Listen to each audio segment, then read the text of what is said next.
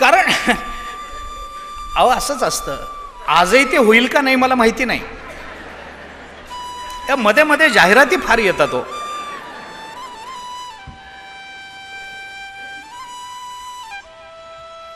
मला त्याची कल्पना आहे, ते सांगणार आहे मी. पण या रासक्रीडेची जी वैचारिक भूमिका आहे, त्याच्या मागे जे एक शास्त्र आहे, भगवंताचा मनोदय काय आहे हे ओळखता आलं पाहिजे. असं आहे, गीतेचा अभ्यास, ज्ञानेश्वरीचा अभ्यास जेव्हा आपण करतो ना, तेव्हा शब्द, शब्दज्ञान, शब्दाच्या मागे असणाऱ्या शक्तींचं ज्ञान हे सगळं ठीक आहे. हे कदाचित आपल्या व्यासंगानं, आपल्या बुद्धिमत्तेनं, आपल्या अभ्यासानं आपल्याला प्राप्त करून घेता येईल. पण गीतेचे शब्द कळाले, शब्दावर व्याख्यान करता आलं, शब्द सोडवता आला, शब्द मांडता आला म्हणजे गीता कळते असं नाही आहे. गीतेचं चिंतन करताना गीतेच्या शब्दापेक्षा गीतेचे शब्द ज्या भगवंताच्या मुखातून प्राप्त झालेले आहेत, त्या भगवंताचा तो शब्द उच्चारण्याच्या मागचा मनोदय ओळखणं हे जास्त महत्त्वाचं असतं. तो मनोदय ज्ञानेश्वरीला का महत्त्व आहे, इतर ठिकाणपेक्षा ज्ञानेश्वरी का श्रेष्ठ ठरते, का वरचढ ठरते, हे कारण आहे त्याचं. मला इतर टीका कमी आहेत असं नाही म्हणायचं, तुलना तर मुळीच करायची नाही, पण ज्ञानेश्वरीचं वैलक्षण्य मला आपल्यासमोर ठेवायचं आहे. कारण ज्ञानोबारांना निवृत्तीनाथ महाराजांनी सांगितलंय, देवाचे मनोगत तू आमच्यापर्यंत आणतोयस, तू देवाचे शब्द आमच्यापर्यंत आणत नाहीयस, देवाचं मनोगत सांगतोयस.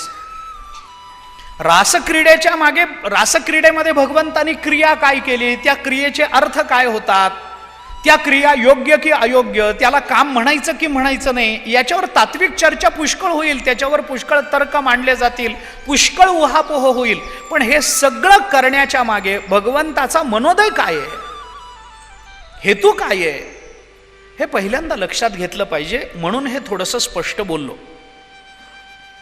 ही जी रासक्रीडा आहे, या रासक्रीडेचा आपण थोडासा बारकाईनं जर विचार केला, रास म्हणजे काय, रासाचा अर्थ काय होतो, मी पुढे त्या श्लोकांना प्रारंभ करताना ते सांगतो.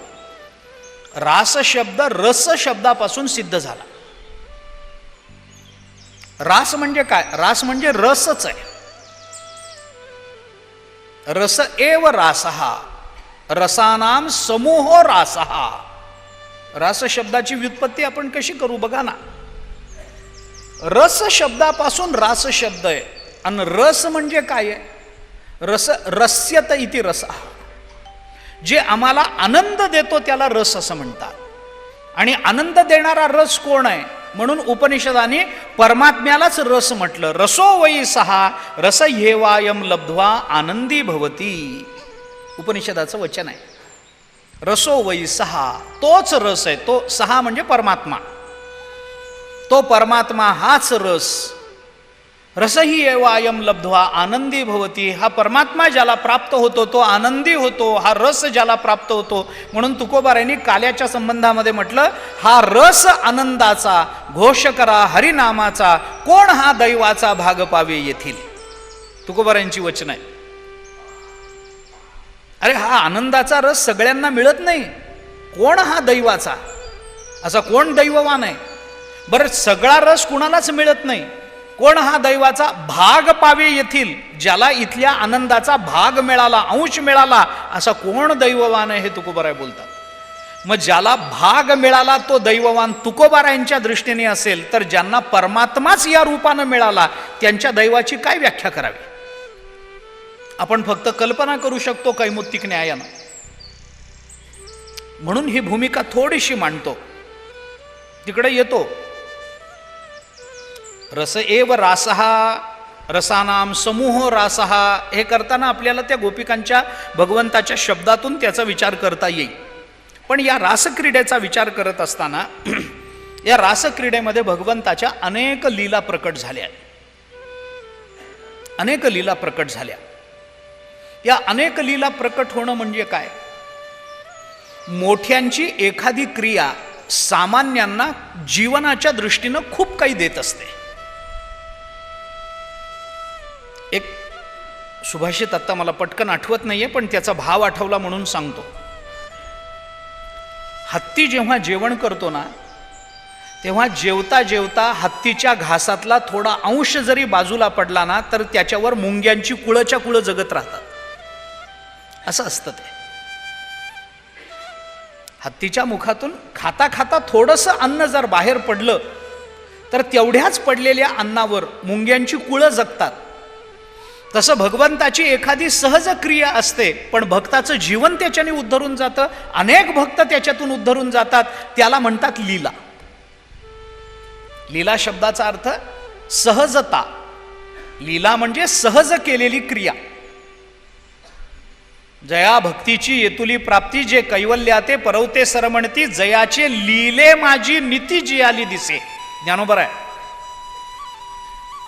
लीले माझी लीला म्हणजे मराठीमध्ये आपण शब्द लीलया असा शब्द वापरतो की नाही. एखादी क्रिया लीलया केली. लीलया केली म्हणजे काय? सहज केली. आणि सहज क्रियेला लीला म्हणतात. ब्रह्मसूत्रामध्ये लोकवत्तु लीला कैवल्यम असं एक सूत्र आलं. लोकवत्तु लीला, यातल्या लीला शब्दाचा अर्थ करताना आचार्यांनी भाष्यामध्ये असाच अर्थ केला की ज्याच्यामध्ये विशेष असा काही संकल्प नसतो.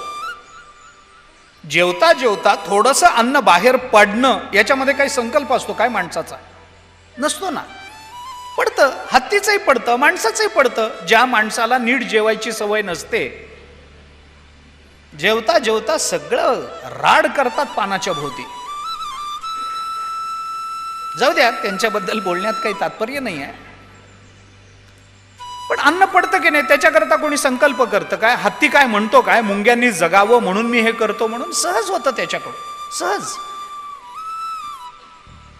आचार्याने त्याला उदाहरण दिलंय. आपल्या डोळ्याची पापणी जी खालीवर होते त्याच्याकरता तुम्ही कधी संकल्प केलाय का?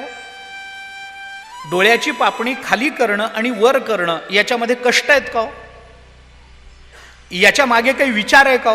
नाही. ती आमच्याकडून घडणारी एक नैसर्गिक आणि स्वाभाविक क्रिया आहे. त्या क्रियेच्या मागे कष्ट नाहीत, त्या क्रियेच्या मागे फारसा विचार नाही, त्या क्रियेच्या मागे संकल्प नाही आहे. मग अशी जी क्रिया असते तिला म्हणतात लीला. डोळ्याची पापणी खाली होऊन वर होणं, खाली झाली वर झाली, होते ना डोळ्याची, म्हणजे जागा असणाऱ्यांबद्दल सांगतो. खालीवर होते ना, याच्याकरता काही कष्ट नसतात. विनासायास विना संकल्प अशी मोठ्यांकडून जेव्हा एखादी क्रिया घडते, मोठ्यांकडून, त्याला ज्ञानोबरायच पाहिजेत. ज्ञानोबरायांनी भिंतीला चल म्हटलं आणि भिंत चालली. याच्या मागे संकल्प काय? काय ज्ञानोबरायांनी आधी काही संकल्प करून पाणी सोडलं होतं की भिंतीला चालवण्याचा मी आता संकल्प करतो आहे, भिंतीने असं काही झालं? ते एक सहज म्हणाले, भिंतीला चल म्हटलं की भिंत चालली. हे मोठ्यांकडून झालं पाहिजे. लहानांकडून तुम्ही आम्ही भिंतीला चल म्हटलं तर भिंत चालणार नाही. मुलं चलत नाहीत आमच्या बरोबर, भिंती काय चालतील?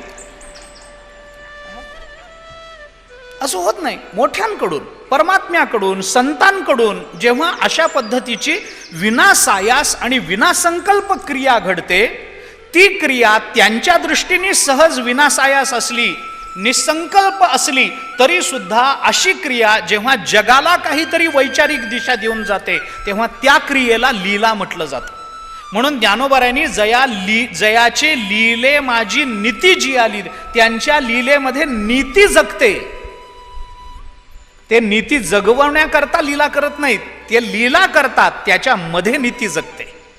फार सुंदर शब्द ज्ञानोबरायांनी वापरला.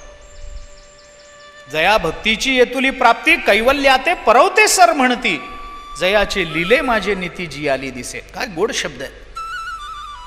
महात्म्यांबद्दल बोलताना ज्ञानोबराय हे बोलून दाखवतात. सहज क्रिया त्याच्यातून नीती व्यक्त होते, सहज क्रिया त्याच्यातून धर्म व्यक्त होतो. त्यांची सहज क्रिया त्याच्यातून अनेक लोकांना अनेक पद्धतीचं मार्गदर्शन मिळत जातं. त्यांची सहज क्रिया त्याच्यातून मागून येणाऱ्या अनेक भक्तांना आपल्या वैचारिक जीवनाकरता फार मोठं काहीतरी मिळत जातं. अनेकांचं जीवन त्याच्याने उद्धरून जातं. गंमत म्हणून मी अनेक वेळेला हे सांगतो की ज्ञानेश्वरी सांगायला बसताना ज्ञानोबाराय तो दिवस पूर्ण झाल्यानंतर रात्री घरी जाऊन अभ्यास करत होते का? किंवा तुकोबाराय अभंग रचना करताना पहिल्यांदा कच्च्या कागदावर लिहून बघायचे, मग हे पटलं नाही म्हणून चुरगळा करून टाकून द्यायचे, मग दुसरा कागद आणायचे. असं काही काय नवकवी आहेत काय? जमलं नाही. कवितेपेक्षा कागदाचे बोळेच जास्त. तुकोबारायांच्या मुखातून सहज निघालं ते. तुकोबाराय स्वतः म्हणतात, तुका तरी सहज बोले वाणी, त्याचे घरी वेदांत वाहे पाणी. सहज बोलणे हित उपदेश करोनी सायासशी कविती. ही सहजता काय? याला म्हणतात लीला. ही लीला आहे. विना सायास, विना संकल्प एखादी क्रिया घडणं. रासक्रीडेचा विचार करताना ही भगवंताची एक लीला जरी असली तरी रासक्रीडा या लीलेमध्ये अनेक लीला भगवंतांनी एकत्रित केलेल्या आहेत. म्हणून मी कालही आपल्याला बोललो, आजही मी पुन्हा तेच आपल्याला सांगतो की संपूर्ण भागवताचा विचार करताना मानवी जीवनाच्या उन्नयनाकरता ज्या ज्या तत्वांची आवश्यकता जीवनमूल्य म्हणून मानवी जीवनामध्ये आपल्याला मानावी लागते, त्या सगळ्या जीवनमूल्यांचं एकत्रीकरण, त्या सगळ्या तत्वाचं एकत्रीकरण म्हणजे रासक्रीडा आहे. कालही मी आपल्याला हे बोललो, आजही पुन्हा ते सांगतोय. सगळी तत्व इथे एकत्रित झालेत जीवनाच्या धन्यतेची. जसं सगळ्या गीतेचं सार सांगताना यत्र योगेश्वर कृष्णो यत्र पार्थो धनुर्धरहा हे आलं, तत्र श्रीर विजयो भूतीर ध्रुवा नीतिर्मतीर मम, याच्यात सगळी गीता जशी सामावून गेली. गीता नाही, ज्ञानोबाराय तर म्हणतात सगळं महाभारत सामावलं गेलं. एवं भारताचा अवाका अणोनी श्लोका एका संजये कुरुनायका दिधला हाती, असं ज्ञानोबारायांनी संजयाचं कौतुक केलंय ज्ञानेश्वरीच्या शेवटी. भारताचा अवाका म्हणतात ते, गीतेचा नाही, महाभारताचा अवाका एका श्लोकामध्ये आणून ठेवला. 1.25 लाख श्लोकाचं महाभारत आहे किंवा लाख श्लोकाचं, ज्ञानोबारायांनी दोन्ही म्हटलंय. 1 लाख श्लोकांचा सार एका अनुष्टुप छंदातल्या श्लोकामध्ये. अनुष्टुप छंदामध्ये 32 अक्षर असतात. 8-8 अक्षराचे 4 विभाग होतात आणि त्या छंदामधल्या 1.25 लाख श्लोक आहेत, ते 32 अक्षरामध्ये एकत्रित आणायचे आहेत. आणले ना संजयानी. हा जसा संकोच आहे तसा भागवतातलं सगळं तत्वज्ञान क्रियेतून व्यक्त करायचं असेल तर ती छोटीशी जी क्रिया केली गेली ती क्रिया म्हणजे रासक्रीडा आहे. त्याच्यात अंतरंग विचार खूप आहेत, आत्ता सांगत नाही. पण भगवंतानी ही एक लीला जी केली, या लीलेमध्ये अनेक लीला एकत्रित आणल्या. आकर्षण लीला याच्यातच आहे, या भगवंताच्या लीला आहेत. कुणाला तरी आकर्षित करण्याकरता भगवान काही करत नाहीत. भगवान जे करतात त्याच्याने जगत आकर्षित होऊन जातं. लक्षात घ्या. कुणाला तरी आकर्षित करावं याच्याकरता आपल्याला काही करावं लागतं. हालचाल करावी लागते, काहीतरी वेडेवाकडं नाटक करावं लागतं, वेड्यासारखं वागावं लागतं, म्हणजे लोक बघतात. असंच आहे ना. घटम भिंद्यात पटम छिंद्यात कुर्यात रासवरोहणम येन केन प्रकारेण प्रसिद्ध पुरुषो भवेत. असंच आहे ना. तुम्हाला प्रसिद्ध व्हायचंय ना, काही करू नका. काय करा? घटम भिंद्यात पटम छिंद्यात एवढं करा. प्रसिद्ध व्हायचंय ना, मग काही करू नका. घरातली मडकी रस्त्यावर आणून फोडा, अंगावरचे कपडे फाडून टाका, गाढवावर उलट बसा, लगेच प्रसिद्धी. त्याला काय असतं? त्या आठवलं म्हणून सांगतो, मी बाप मुलाकडे येणार आहे. हा, वेळ लागेल थोडासा, पण येणार नक्की आहे. कारण स्वारस्य त्याच्यात आहे.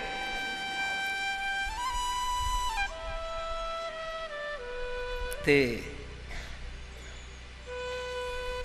बिरबलाच्या चरित्रात ते काय झालं, एक मनुष्य बिरबलाकडे आला आणि त्याने बिरबलाला असं सांगितलं की मला गावातल्या लोकांनी पंडितजी म्हणून ओळखावं अशी माझी इच्छा आहे. बिरबलांनी सांगितलं अभ्यास कर, पांडित्य मिळव, पंडित होशील, लोक पंडितजी म्हणून ओळखतील. काय शिकलायस? तो म्हणला काही शिकलो नाही, शाळा अजिबात नाही, एखादा तरी ग्रंथ अजिबात नाही, मग तरी मला पंडितजी म्हणून गावाने ओळखावं अशी इच्छा आहे. बिरबलांनी सांगितले ठीक आहे. उगी थोडक्यात गंमत म्हणून सांगतो. बिरबलांनी त्याला सांगितलं एक काम कर, उद्या दुपारच्या वेळेला 3-4 वाजता माझ्या घरी आहे, तुला पंडित करून टाकतो. तो म्हणला नुसतं घरी येणे काही करू नको, तू नुसता घरी ये, मी पंडितजी बनवतो तुला. बर, दुपारच्या वेळेला, दुसऱ्या दिवशी दुपारच्या वेळेला 3-4 वाजता तो मनुष्य बिरबलाच्या घरी गेला. बिरबलांनी त्याला बसवलं, थोडासा घराच्या बाहेर येऊन अंदाज घेतला आणि बिरबल घरात येऊन म्हणाला निश्चित तुम्ही पंडितजी व्हाल, शाश्वती आहे, खात्री देतो. तो म्हणाला असं कसं, मला काही शिकवणार? काही शिकवत नाही, पण तुम्ही पंडितजी व्हाल. कसं होईल? बिरबल म्हणाला काही नाही, आता तुम्ही इथून निघा, झालं. तो म्हणला अहो या म्हणालात, मला बसा म्हणालात आणि आता निघा म्हणताय, मी निघालो की पंडितजी होईल. तुम्ही इथून निघा, तुम्ही पंडितजी झालात म्हणून समजा. तो म्हटला काय करायचं? तो म्हणाला काही नाही, तुम्ही निघा, रस्त्यावर मुलं खेळतायत, तिथपर्यंत पोचा, मुलांच्या जवळ गेलात की मी मागून तुम्हाला ओ पंडितजी अशी हाक मारेन. मी हाक मारली की तुम्ही दगड हातात घेऊन माझ्या मागे लागा. मी दार बंद करून घरात जाईन, तुम्ही पंडितजी झालात. म्हणजे असं कसं होईल? त्यांनी सांगितलं काही चिंता करू नका. तो मनुष्य मुलांपर्यंत गेला, मागून बिरबलाने हाक मारली, अ पंडितजी म्हणल्याबरोबर त्यांनी रस्त्यावरचा दगड उचलला, बिरबलाच्या मागे लागला. बिरबल घरात गेला, दार लावून घेतलं आणि तिथं खेळणाऱ्या मुलांना लक्षात आलं पंडितजी म्हणलं की हा चिडतो.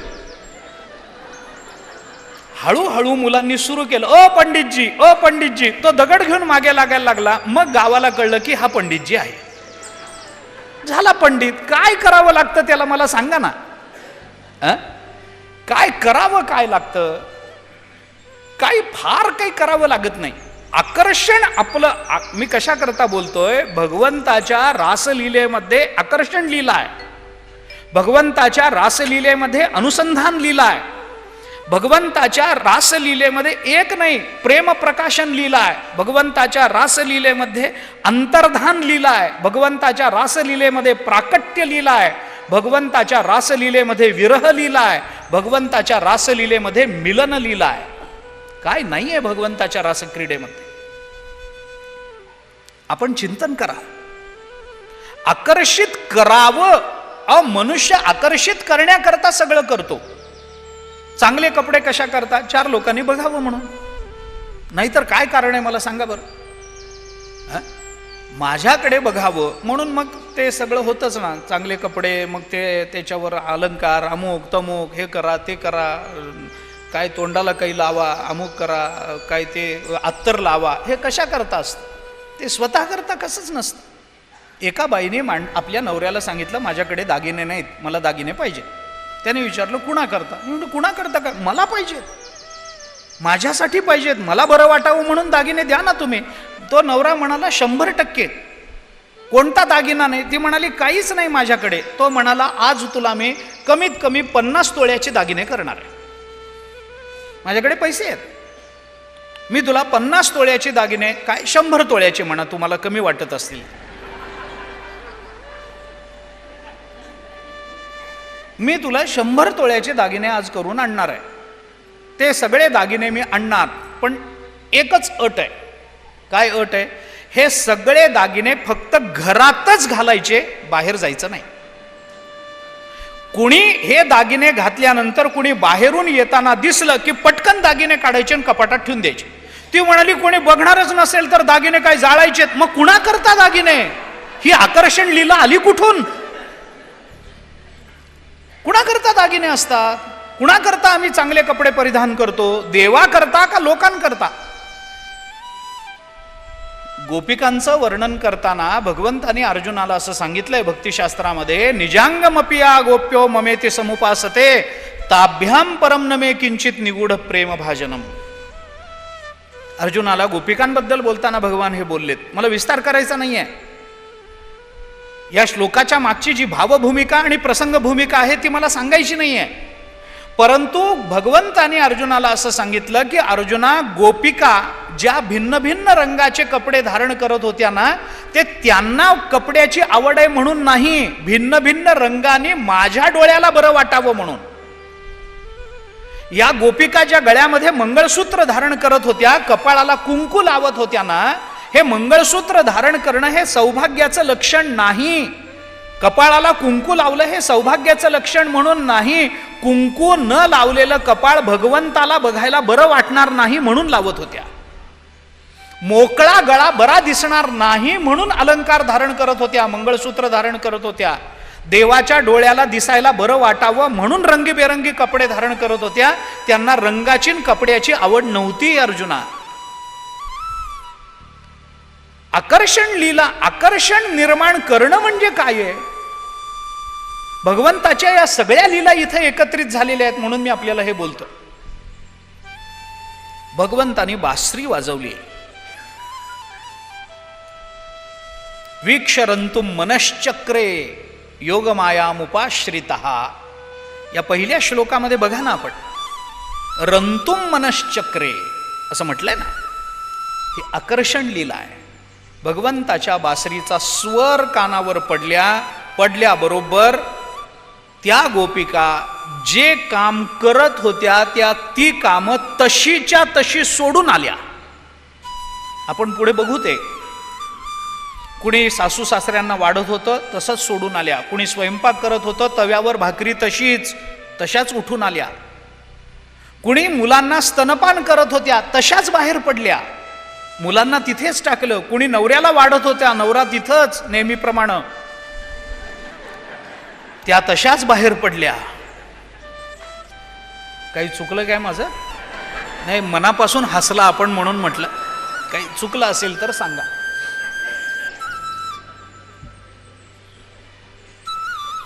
काही जणी तयार होत होत्या, अर्धे कपडे परिधान केले होते, अर्धे राहिले होते, तशाच बाहेर पडल्या. काही गायींच्या धारा काढत होत्या, तशाच बाहेर पडल्या. हे काय आहे? हे आकर्षण आहे. भगवंताच्या मुखातून बाहेर किंवा भगवंताच्या बासरीतून बाहेर पडलेल्या स्वरांनी निर्माण केलेलं भगवंताचं आकर्षण आहे. ही भगवंताची आकर्षण लीला आहे. जे बासरी वाजवल्याबरोबर त्या गोपिका पटापटा पटापटा निघाल्या, हातातली कामं अर्धवट टाकून.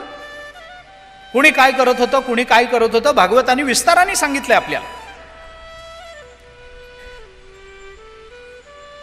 बाहेर पडल्या. ही आकर्षण लीला झाली.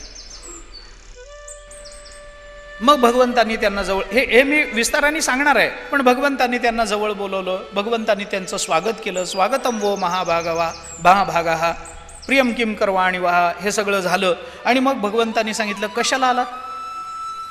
अरे तुम्ही बोलवलं कशाला? मी कुठं बोलवलं? मी बासरी वाजवली.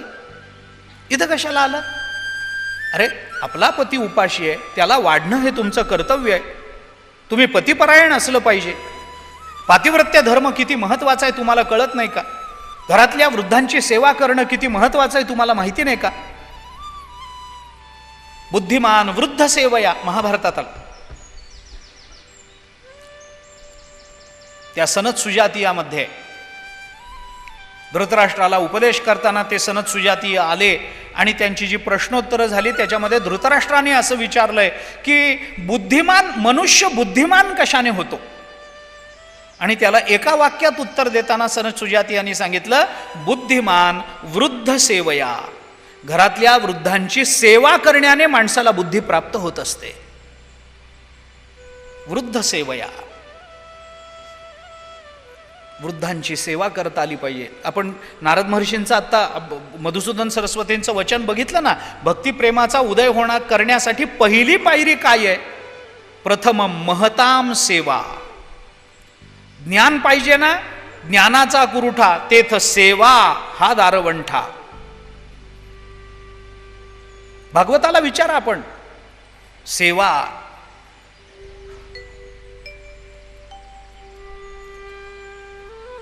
सेवा द्वारम आहुर्विमुक्ते हे भागवताचा विचार.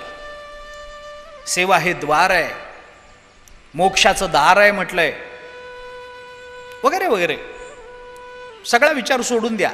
पण भगवंतांनी त्यांना जवळ बोलवलं आणि जवळ बोलवून भगवंतांनी त्यांना धर्माचा उपदेश केला की तुम्ही तुमच्या मुलांना स्तनपान करणं माता म्हणून तुमचा धर्म आहे. तुमचा नवरा दिवसभर काम करून आलेला असताना त्याला योग्य वेळेला जेवण देणं हा तुमचा धर्म आहे. घरातल्या वृद्ध माता पित्यांना सांभाळणं, त्यांना योग्य वेळेला अन्न योग्य प्रमाणामध्ये योग्य पद्धतीचं अन्न देणं हा सून म्हणून तुमचा धर्म आहे. गायींची धार काढणं हा तुमचा धर्म आहे. गोसेवा करणं हा तुमचा धर्म आहे. हा सगळ्या धर्माचा उपदेश करून भगवंतानी त्यांना सांगितलं, कशा करता आलात, जा परत. परत जा म्हणल्यानंतर गोपिका जे बोलल्या त्या सगळ्या बोलण्यात हे भगवंतानी कशा करता केलं, पुढे बोलू आपण, विस्तारानं बोलता येईल न येईल मला माहिती नाही. कारण काय झालंय, दिवस आहेत 3 आणि ही रासक्रीडा सांगत बसलो आपण तर वर्ष संपायची नाही. एक नुसतं गोपीगीत बोलायला लागलो आपण तर त्याच्यातला भाव व्यक्त करता करता आयुष्य संपेल. माझं, तुमचं नाही, तुम्हाला दीर्घ आयुष्य लाभावं इतकं त्याच्यामध्ये सामर्थ्य आहे. आपल्याला आज आणि उद्यामध्ये किती विस्तारानं बघता येईल, पण भूमिका तरी लक्षात घेतली पाहिजे. भगवंतानी धर्माचा उपदेश केला, परत जा म्हणून सांगितलं आणि गोपिका परत गेल्या नाहीत. हेही भगवंताच्या इच्छेने झालं. याला भगवंताची स्वसंबंधानं गोपिकांच्या अंतःकरणामध्ये असणाऱ्या प्रेम प्रकाशनाची लीला म्हटलं गेलंय. भक्तिशास्त्रामध्ये जशी आकर्षण लीला आहे तशी प्रेम प्रकाशन लीला आहे. भगवंताच्या संबंधानं निर्माण झालेल्या प्रेमाचा आविष्कार, धर्मविचाराच्या पुढे सुद्धा प्रेमाचं प्राबल्य कसं असू शकतं ही भगवंतांनी लीला दाखवली आहे. हा संवाद फार सुंदर आहे. भगवंतांनी त्या गोपिकांना परत जा म्हणून सांगितलं. त्या गोपिका गेल्या नाहीत. त्यांना विविध धर्मफलं दाखवली. त्या सर्व धर्मफलांकडे तुच्छ नजरेनं बघितलं. ज्या प्रपंचामध्ये परत जायला सांगितलं होतं त्या प्रपंचाकरता भगवंतांनी धर्म सांगितला. तुम्ही धर्माचं पालन करा हे सांगितलं. धर्माचं प्राबल्य पूर्वमीमांसेमध्ये आहे आणि ज्ञानाचं प्राबल्य उत्तरमीमांसेमध्ये आहे. विचाराच्या दृष्टीने पूर्वमीमांसा धर्मप्रधान विचार सांगते. जैमिनींची सूत्र जर आपण बघितली पूर्वमीमांसेमध्ये तर आपल्याला हे लक्षात येईल. पूर्वमीमांसा धर्मप्रधान चिंतन सांगते आणि उत्तर मीमांसा जी व्यास महर्षींची ब्रह्मसूत्र आहेत ती सगळी ज्ञानप्रधान भूमिका मांडणारी आहे. भगवंतानी पूर्वमीमांसेचा विचार सांगितला. तुम्ही धर्मप्रधान जीवन जगलं पाहिजे. गोपिका म्हणाल्या, आम्हाला धर्माचा विचार नको, आम्हाला ज्ञानाचा विचार पाहिजे. यदहरेव विरजेत तदहरेव प्रव्रजेत. आता ज्या वेळेला तुमच्याबद्दलची आवड निर्माण झाली त्याच वेळेला प्रपंचाची अनासक्ती निर्माण झालेली आहे. देवा, आता आम्ही परत जाणार नाही. आमच्या जीवनाला आता फक्त एकच आलंबन राहिलं ते म्हणजे तुम्ही. ही भगवंतानी दाखवलेली अनुसंधान लीला आहे. हे लीलेचे प्रकार आहेत आणि या सगळ्या रासक्रीडेमधून हे सगळे लीलेचे प्रकार भगवंतानी प्रकट केलेले. भगवंताला जीवनाचं आलंबन कसं करावं. आपल्या तुकोबारांच्या भाषेत बोलायचं झालं तर विषय तो त्यांचा झाला नारायण, नावडे जन धन माता पिता. ही अनुसंधान लीला आहे. परमात्म्या व्यतिरिक्त आमच्या जीवनामध्ये आता दुसरं काही राहिलं नाही. आम्हाला फक्त तोच तो, मग तो कसाही असो. सुंदर सुंदरो शेखरो वा असुंदर सुंदरो शेखरो वा गुणैर्विहीनो गुणिनां वरो वा द्वेषी मयि स्यात् करुणांबुधिर्वा कृष्णस्य एवाय गतिर्ममायम. चंपू काव्यातला विचार. तो कसा आहे मला माहिती नाही. भगवान श्रीकृष्ण सुंदर का असुंदर घेणं देणं नाही. असुंदर सुंदर शेखरोवा. तो सौंदर्याचं शिखर असेल नाहीतर असुंदर असेल, काळा कभिन्न असेल, काय माहित नाही, घेणं देणं नाही. तो गुणवान असेल किंवा गुणरहित असेल, घेणं देणं नाही. द्वेषी मयी स्यात् करुणांबुधिर्वा, तो माझा द्वेष करतो का माझ्यावर प्रेम करतो, माझ्यावर करुणा करतो, काही घेणं देणं नाही. माझ्या जीवनाला एकच गती आहे, ती म्हणजे भगवान श्रीकृष्ण. मग तो कृष्ण मला जवळ करेल नाहीतर ढकलून देईल.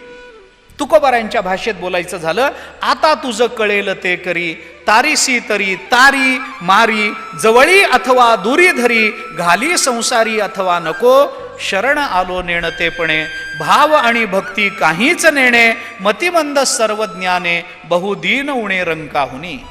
तुकोबाराय तीच भूमिका बोलून दाखवतात. कितीतरी प्रमाण या संबंधामध्ये आपल्याला दाखवता येते.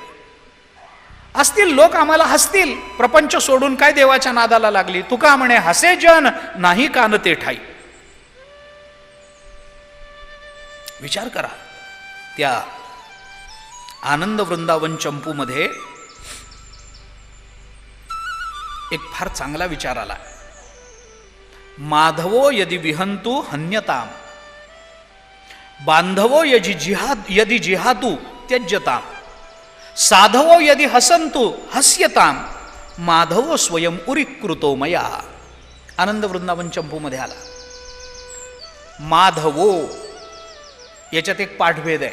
माधवो असं न करता मावर अनुस्वार द्या आणि धवो बाजूला काढा. माम धवो यदि विहंतु हन्यताम, माम माझा, धव म्हणजे पती. माझ्या नवऱ्याने मला मारलं, मारू देत. जरी माझ्या बांधवांनी माझा त्याग केला, मला घरातून हकलून टाकलं, देऊ देत, हकलून देऊ देत. अरे येणारे जाणारे साधू मला हसले, हसू देत, पण मला एकच माहिती आहे, माझी गती म्हणजे भगवान श्रीकृष्ण आहे. तुका म्हणे हसे जन नाही कान ते ठाई. नाही, देवानी जरी मला मारलं, मारू देत, पण मी त्याचे पाय सोडणार नाही. वरी घाली गण परी मी न सोडी चरण, तुकोबाराय बोलतात. हे सगळं काय आहे? ही भगवंताची अनुसंधान लीला म्हणून प्रकट झाली. सगळंच मला सांगता येईल असं नाही, पण या लीला भगवंतानी त्याच्यामध्ये प्रकट केल्या. मग भगवंतानी गोपिकांबरोबर रास केलेला. त्या रासामध्ये गोपिकांच्या ठिकाणी अभिमान निर्माण झाला आणि तो अभिमान सहन न झाल्यामुळे भगवान त्या गोपिकांमधून अंतर्धान पावले. वाटेल त्या वेळेला कोणत्याही परिस्थितीमध्ये भगवान अंतर्धान पाहू शकतात, ही भगवंताची अंतर्धान लीला आहे. अंतर्धान पावले म्हणजे कुठे गेले? ते कुठे जात नाहीत, ते सगळीकडे.